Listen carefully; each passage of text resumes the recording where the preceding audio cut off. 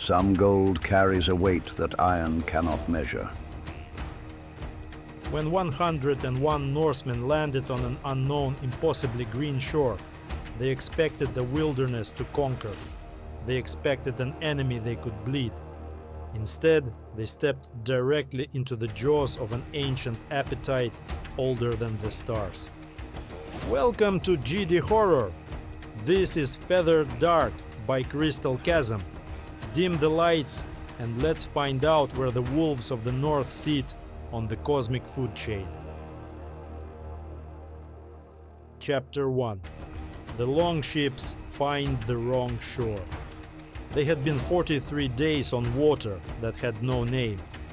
Jarl Ulfric Bloodmouth, called so not for cruelty, but for the split in his upper lip that a Frankish sword had opened 15 years prior, and that had healed badly, permanently, into an expression that strangers read as appetite, stood at the prow of the Grimur and looked at the coastline and felt in the place below his sternum where useful information arrived before his mind could form it into thought that something was wrong with the green. The green was too much, too layered, too intentional, the way a trap is intentional, built to look like the natural thing and therefore slightly more like the natural thing than the natural thing actually was. The coastline rose from the water in gradients of vegetation, each band distinct, as though organized by a mind that understood botany as architecture. At the interior, visible above the coastal growth, even at this distance, stone structures, pyramidal, geometric, their lines clean in a way that stone did not achieve without considerable instruction. Behind him, the second longship, the Neath Hogger, rode the swell with its 31 men, and behind that, the third, the Favnies, with its 27. 101 Norsemen in total, having departed the Greenland settlement 9 weeks prior, with the conviction, Ulfric's conviction, accepted by the others through the combination of his reputation and their own hunger for something beyond the grey Atlantic, that the land Leif Erikson's men had whispered about was real and reachable and worth the reaching. They had found land. Whether it was the land Leif's men had described was a question that the coastline's specific quality of wrongness was beginning to answer in ways Ulfric did not prefer. The stones, said Björn half-hand from his left. Björn was Ulfric's second, a man of 40 with 9 fingers and the economy of speech that long experience produced in men who had found that most words were unnecessary. He was looking at the pyramidal structures with the specific attention of a man assessing fortifications. I see them. Ulfric said. Not Norse work. No. Not Frankish. Not any Christ work I know. No. Björn was quiet for a moment. Then, the men are looking at the gold. Ulfric looked down the length of the Grimur. His men were watching the coastline with the expression that gold produced. A specific brightening of the face, a forward orientation, the body's architecture shifting toward the thing it wanted without the mind having committed to the wanting yet. The pyramidal structures caught the late afternoon light on their stone faces and threw it back at the ships in a way that the stone's composition, not granite, not the limestone of the southern coasts, made golden. The men can look, Ulfric said. We will find water first, and we will listen. For what? Ulfric looked at the coastline, the green that was too much, the silence that was also too much. No birds, no surf sound, only the ship's own movement, and beneath it, at a frequency he was not certain his ears were producing rather than his blood. Something that was not quite drumming and not quite chanting, and not quite the sound a city makes when it is breathing. For whatever lives in those stones, he said. Chapter 2. What Thorvald saw from the tree. They made camp on the beach below the coastal vegetation's first band, pulling the longships up on rollers of cut timber with the practiced efficiency of men who had done this on every coastline between Norway and the edge of the known world. Fires were built small. Ulfric's instruction accepted without complaint, because the men who complained about such instructions were not the men who survived to complain about anything else. Watches were set in 4 rotations. Thorvald Snake-Eye, 22, the youngest of the Grimmer's crew, named for the cast in his left eye that gave him an unsettling bilateral focus, volunteered for the first inland scout. This was consistent with Thorvald's character, which tended toward the kind of courage that had not yet fully understood its own cost. Ulfric sent him with Knut the Quiet, who had survived 30 years of raiding through the specific talent of noticing things before they noticed him. They returned at midnight. Knut's face, which Ulfric had seen maintain its composition through things that had broken other men's faces, was doing something at its edges that was not quite the thing it was trying to be. Thorvald was shaking. Not with cold. Speak, Ulfric said. Knut spoke. He described what they had found beyond the coastal vegetation. A cleared approach road, stone-paved, its stones fitted with the precision of a people for whom precision was devotional, rather than merely practical. The road led inland toward the pyramidal structures, which at close range resolved as enormous, the largest of them rising higher than any structure either man had encountered. Its stepped sides carved with figures in low relief that Knut described with the vocabulary available to him, which was insufficient. Serpents, Thorvald said. His voice had found a register it did not usually occupy. but feathered, carved into every stone, and the eyes were filled with something green, not paint. Stone. Green stone. And the smell. Knut said. Ulfric waited. Copper. Knut said. Old copper. The smell of a blade that has not been cleaned. Blood. Old blood. A quantity of old blood sufficient to produce a smell that 2 experienced men identified at 50 meters in the dark. The city is inhabited. Knut said. We saw lights on the pyramid's upper level, movement, and we heard... He stopped. Organized. We heard a sound from the top of the largest structure, not an animal, not a man. A sound that a man makes when he is making the sound against his will. Ulfric looked at his fire for a long moment. how much gold? He said. Did you see? Knut and Thorvald looked at each other, the look of men exchanging an amount. Much. Knut said. Much gold. Ulfric nodded. He looked at Björn. Wake the captains, He said. we plan at first light. Chapter 3. The City of the Feathered Serpent. They named it nothing, because naming a thing implied an intention to return to it, and Ulfric was not yet certain they would leave it.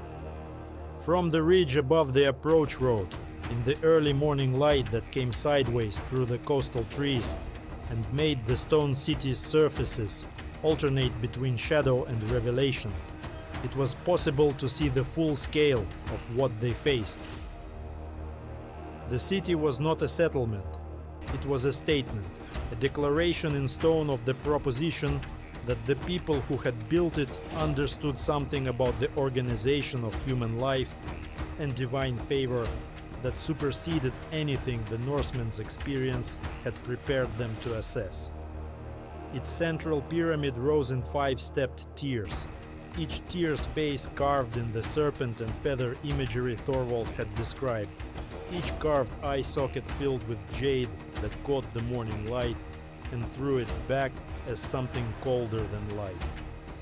Around this central structure, subsidiary pyramids and flat-topped platforms arranged themselves in a geometry that was clearly significant and that Ulfric's mind kept trying to read as a fortification layout and kept failing, because the geometry was organized around a principle that was not military.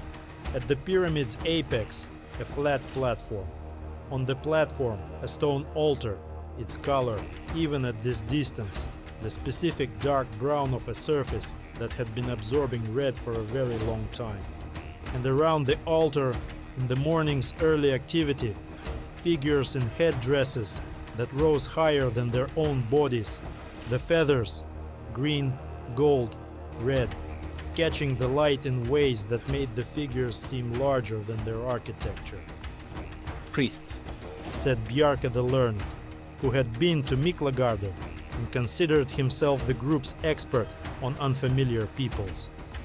He was studying the pyramid with the expression of a man whose expertise was being strained. or priest warriors. The distinction may not apply here. The gold. Said Ragnar Tux, who had been patient about this for long enough. The gold was everywhere, and visible even at this range. It faced the pyramid's upper tiers in panels that the morning light was now directly striking. It hung in the headdresses of the figures at the apex. It ran in inlaid lines along the approach road's central stones, tracing the serpent pattern at ground level in a medium that made the traced lines glow. It was the kind of gold that existed in quantities that did not produce individual thoughts, but rather a collective physiological response, something that moved through the 101 Norsemen on the ridge like weather, a front of warmth and forward orientation. The gold. Ulfric agreed. He looked at the pyramid, he looked at the altar, he looked at the figures in their impossible headdresses and tried to assess, with the instruments available to him, what they were instruments of. What do they worship? He asked Bjarke. Bjarke looked at the carved serpents, at the feathers, at the jade eyes in the stone faces, which were open and forward-oriented in the specific manner of watchfulness rather than decoration. Something with wings. Bjarke said. Something that flies and crawls at the same time. A thing that should not exist. Ulfric said. Yes, and does. Bjarke was quiet for a moment. The altar suggests they feed it With what? with what they have most of, Bjarke said. which is people. Ulfric looked at his men on the ridge. 101 men between the ages of 18 and 53, most of them scarred, all of them competent, a significant portion of them actively eager for the violence that the situation was beginning to clearly indicate was not avoidable. At nightfall, He said. we go in the dark. Chapter 4. Quetzalcoatl's Accounting. High Priest Itzcoatl had been keeping the gods accounting for 22 years, since his predecessor's heart had been returned to the sky in the ceremony of succession. That was also the ceremony of elevation, the two things being, in the theology of the feathered serpent, identical. The accounting was specific. The god required maintenance, not worship in the abstract sense that lesser deities accepted, but actual physical maintenance, a regular feeding of the specific material that the god's continuation required. Itzcoatl understood this not as barbarism, but as agriculture. You fed the earth, and the earth fed you. The mechanism was the same. The material was more particular. Tonight, the accounting called for 6. 6 were prepared in the lower chambers of the central pyramid. The preparation being a 3-day process of isolation, specific diet, ritual cleansing, and the administration of the sacred compound that the temple's pharmacists had been refining for 4 generations. a preparation of botanical materials that produced in the recipient a state of consciousness that the theology described as readiness, and that the recipients, in their last hours of coherent experience, described as nothing at all. The Sikhs were ready. The god was patient, but its patience was not infinite. Itzcoatl had learned this from his predecessors' records, the long accounting of the years when the feeding had been interrupted by drought or war or administrative failure, and the specific consequences that had followed. The consequences were recorded in precise detail. Itzcoatl read those records regularly and kept the accounting current. He stood at the pyramid's apex in the late afternoon and looked at the coastal line and felt in the place below his sternum where 22 years of service to the feathered god had installed a sensitivity that no one outside the temple could have named or credited, that something was wrong with the water. The water was too quiet. The birds that usually occupied the coastal zone were absent, and on the horizon, just below the limit of clear visual resolution, something that his eyes read as a darkness on the water that the afternoon's conditions did not account for. He called his second priest. "Double the outer watch," he said, "and begin the accounting early, before the dark." His second priest noted this and went to implement it. Itzcoatl looked at the water for a long moment. Then he looked at the sky, where the feathered serpent moved in the currents above the visible, and felt the god's attention in the way that 22 years of intimate service had taught him to feel it. Not as communication, not as instruction, but as a change in the quality of the air, a density, a pressure at the edges of the visible world. The god was interested. This was not always a comfortable thing for the people in the god's vicinity, but it was never, in Itzcoatl's experience, without purpose. He went inside to prepare. Chapter 5. What the Dark Carries. They went in two groups. Ulfric led the first, 40 men from the Grimmer and Neith Hogger, armed for the work they had assessed the situation required. Axes and swords and seaxes, and 2 men with bows whose function was signaling as much as combat.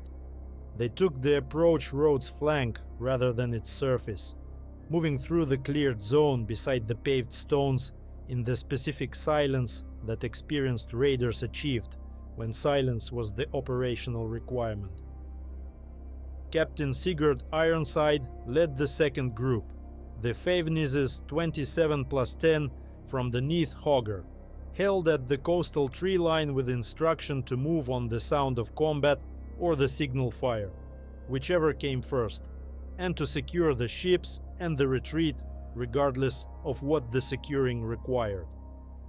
The city's outer watch was 4 men at the approach road's intersection with the city's outer wall, not a fortification wall, Ulfric noted, with the professional attention of a man who had studied walls, but a boundary marker, ceremonial, its stone posts bearing the jade-eyed serpent faces in alternating directions.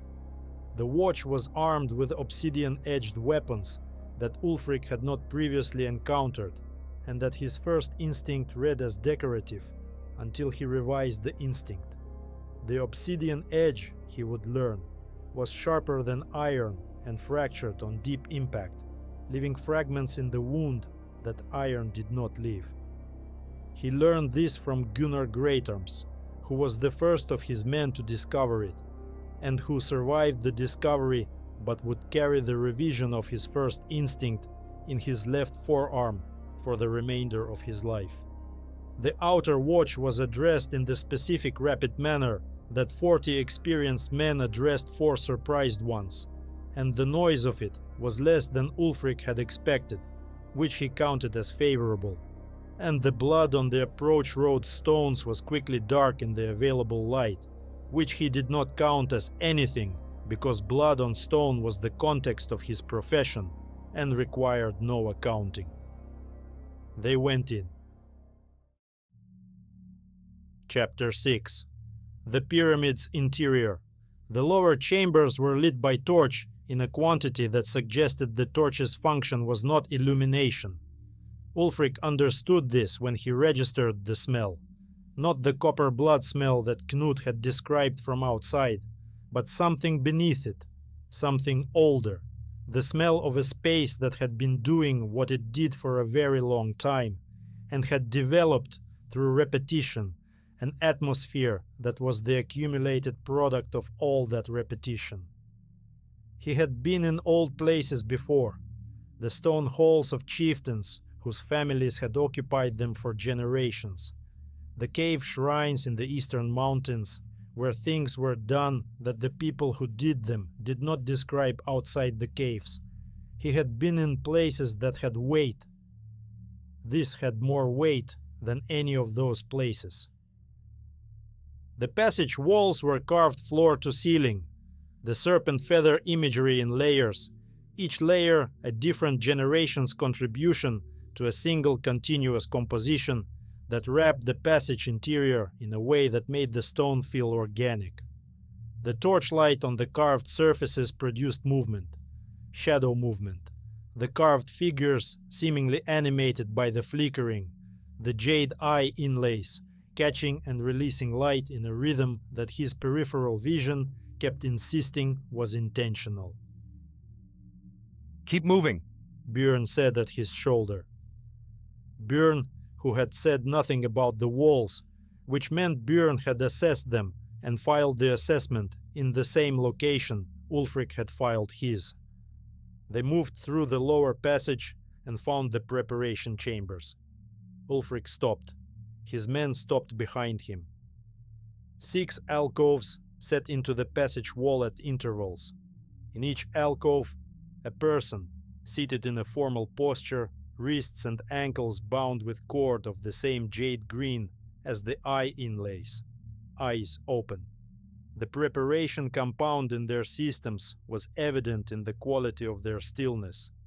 Not the stillness of unconsciousness, not the stillness of sleep, but the stillness of a mind that had been separated from its body's situation and had gone somewhere else while the body remained. The 6 were dressed in white. Their faces had been painted. White base, the serpent feather motif in red and black and gold over the white, transforming each face into a ceremonial object. Each one's chest had been marked with a symbol in what Ulfric's operational knowledge of blood's appearance in various states identified as fresh application. Thorvald behind him made a sound. They're alive, said Bjarke, who had moved to the nearest alcove and was examining the occupant with the focused attention of a man conducting an assessment. For now, the compound and whatever they've given them, it's keeping them somewhere between. Between what? Thorvald said. Between here and wherever they are being sent, Bjarke said. He looked at Ulfric. The altar above is where the sending happens. Ulfric looked at the 6 in their alcoves. He looked at the serpent carvings on the walls around them. He looked up at the ceiling, where the passage continued upward through the pyramid's interior in a series of angled passages that the torchlight only partially illuminated. From above, the sound that Knut had described. A man making a sound against his will. The accounting, it appeared, had begun early. Up, Ulfric said. Chapter 7. The High Priest's Work. Itzcoatl worked with the precision of 22 years of practice. The first of the 6 had been brought to the apex platform at sunset, as the accelerated accounting required. The ceremony was abbreviated, not improperly but compressed, the essential elements maintained and the elaborative elements set aside. The god accepted compressed ceremony. The god, in Itzcoatl's experience, was interested primarily in results. The obsidian knife was old. It had been old when Itzcoatl's predecessor had placed it in his hands at the succession ceremony, and his predecessor's predecessor had written of its oldness as a given condition, the knife's origin lost in the period before records, when the accounting was first established. Its blade was black and slightly translucent, and in the torchlight of the apex platform, it caught the light and held it, rather than reflecting it, a quality similar to deep water, or to the god's eye in the representations that the carvers had been attempting to approximate for generations. The first of the 6 was arranged on the altar with the efficiency of long practice. The ceremony was half complete when Itzcoatl heard the sound from below. He did not stop. Stopping mid-ceremony was not something the accounting permitted.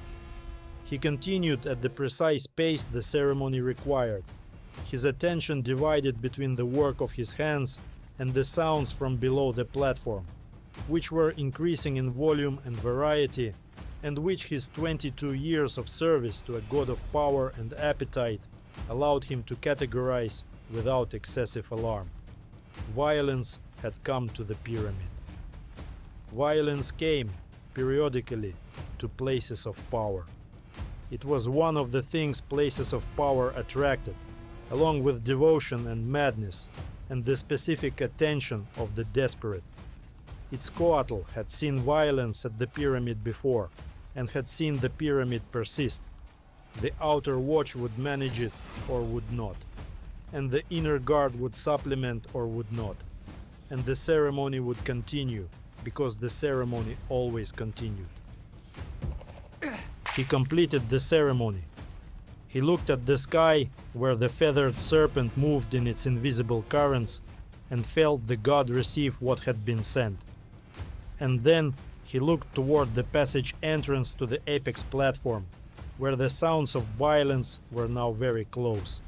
And he picked up the obsidian knife, which was still warm from the ceremony, and turned to face the entrance with the composure of a man who had spent 22 years in close proximity to a god of appetite and had absorbed through that proximity a quality of fearlessness that was not bravery, but was something older and less comfortable than bravery. The first Norseman through the entrance was Ragnar Tuax, who was called that for self-evident reasons, and who entered with both reasons in hand and blood on his face from the inner passage fight that had cost them 6 men and 2 of Ulfric's fingers. Ragnar stopped. He looked at the altar. He looked at what the ceremony had produced and left on the altar's surface. He looked at Itzcoatl. Itzcoatl looked back. Then Ulfric came through the entrance behind Ragnar, and behind Ulfric came Björn and Bjarke and Thorvald and 19 others. And the apex platform of the central pyramid of the city of the feathered serpent became, in the manner of such moments, a place where 2 cosmologies met without benefit of translation.